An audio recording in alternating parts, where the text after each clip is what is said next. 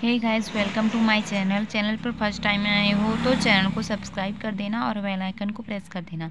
आज हम लोग सुनी सी सांझ एक कविता को पढ़ेंगे, जानेंगे कि क्या है इस कविता में, कवि क्या संदेश देना चाहता है, इसका भाव क्या है, जो अगय जी की कविता है।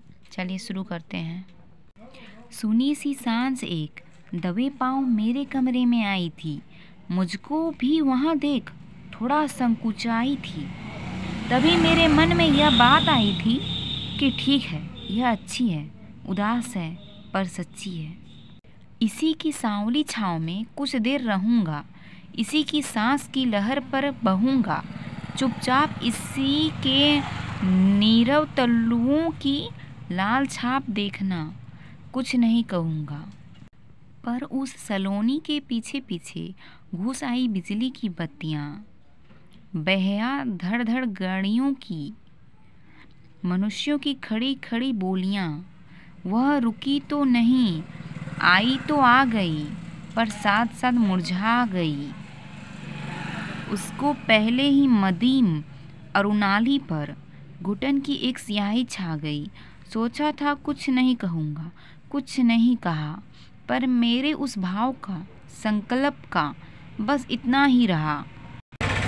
यह नहीं वह ना कहना था जो कि उसको उदास पर सच्ची लुनाई में बहना था, जो अपने ही अपने ना रहने को तदगत हो सहना था।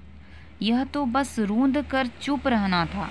यूं ना जाने कब कहाँ वह सांझ ओझल हो गई और मेरे लिए यह सुने ना रहने की, रीत ना होने की बांझ अनुकंपा समाज की कितनी बोझल हो गई। चलिए गाइस, हम लोग पोएम देख लिए, अब हम लोग इसका भावार्थ देखेंगे क्या है इस कविता में, कवि क्या कहना चाहता है। चलिए स्टार्ट करते हैं। भावार्थ है, सुनी सी सांझ अगय जी की एक महत्वपूर्ण कविता है। प्रस्तुत कविता में कवि ने एक सुनी सी सांझ का चित्र प्रस्तुत किया है। कवि को सुनी सी सांझ आनंद प्रदान करती है। कवि सांझ के समय एकांत में कुछ समय बिताना चाहता है, परंतु उसके आसपास का भीड़ भरा वातावरण उसके एकांत के पलों को भंग कर देता है। कवि कहता है कि एक दिन सुनी सांझ धीरे धीरे उसके कमरे में प्रवेश कर गई। वह कवि को देखकर थोड़ा संकोच करने लगी। उसको देखकर कवि के मन में एक विचार आया कि वह सांझ बहुत अच्छी है। वह सांझ उदास थी, परंतु सच्ची लग रही थी। कवि विचार करता है कि उस सुनी सांझ की छाया में वह कुछ समय अकेला रहेगा। कवि उस सांझ के साथ कुछ पल एकांत में गुजारना चाहता है। वह सांझ की लालिमा का सुख प्राप्त करना चाहता है, स्वयं कुछ नहीं कहना चाहता। परंतु उसी समय बिजली की बत्तियां जलने लगी।